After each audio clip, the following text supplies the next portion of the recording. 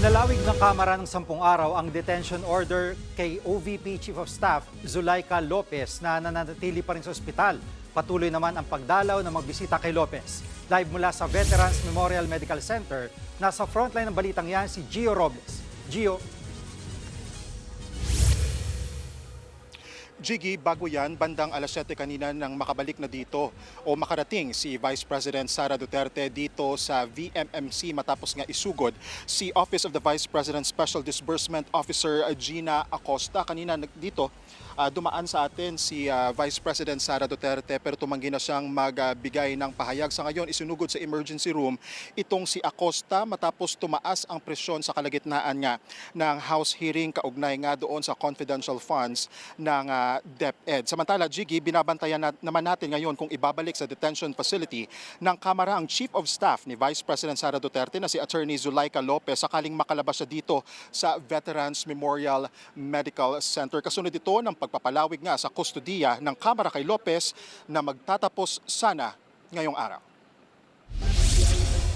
Bago dumiretso sa pagdinig sa Kamara, muling binisita ni Vice President Sara Duterte ang kanyang Chief of Staff na si Attorney Zulaika Lopez na nakakonfine pa rin sa Veterans Memorial Medical Center sa Quezon City. Nakapanayam pa ng media si VP Sara dito sa VMMC. Muli umanong nag-breakdown si Lopez nang malamang aalis si VP Sara. Sinasabihan niya lahat ng tao na lumalapit sa kanya, wala akong tiwala sa inyo. I-lock niyo yung door, wag niyo siya palabasin. Wag niyo wag niyo palabasin si Inday Sara.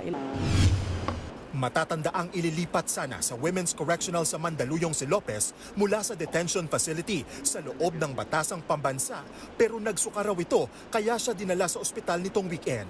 Bagaman nasa mabuting kondisyon na si Lopez, iginiit ng pamunuan ng VMMC na patuloy ang kanilang monitoring at isinasagawang test.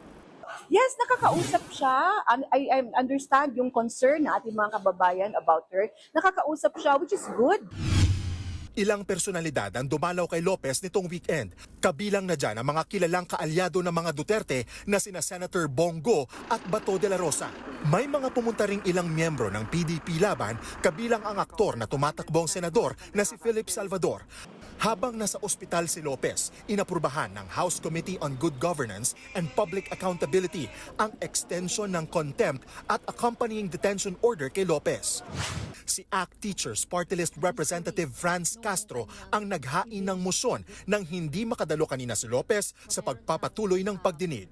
So nakita naman natin sa history nung kanyang evasive attitude, behavior, at itong kinreate niya na sinasabi niya na nagpagsisinungaling niya. Nauna nang nagpadala si Lopez ng liham sa Kamara kahapon, ipinaliwanag niya na may iniinda siyang acute stress disorder kaya absent siya sa pagdinig. Kalakip ng liham ang Certificate of Confinement mula mismo sa VMMC.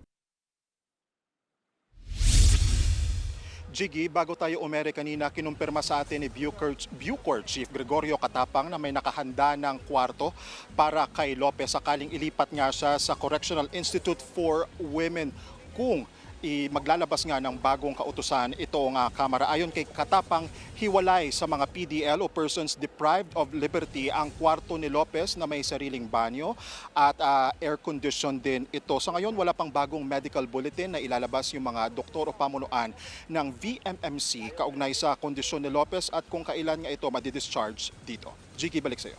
Maraming salamat, Gio Robles. Mga kapatid, Jiggy Manikad po, iba na ang may alam at may pakialam sa panahon ngayon.